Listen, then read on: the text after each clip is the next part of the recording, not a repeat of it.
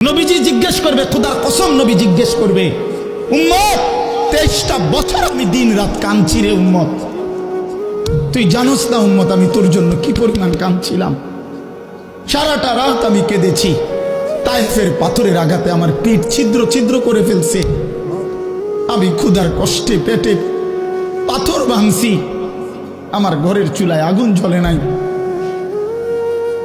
আমি দান্দার শহীদ করে সারাটা দেহ রক্ত মাখা হয়ে বেহুশ হয়ে উহুদের প্রান্তরে পড়েছিলাম, এত কাঁদলাম, এত রক্ত ঝরাইলাম, 23 বছরের বিনিময়ে উম্মত আমি বুঝি তোর কলজাটা নরম করতে পারলাম না।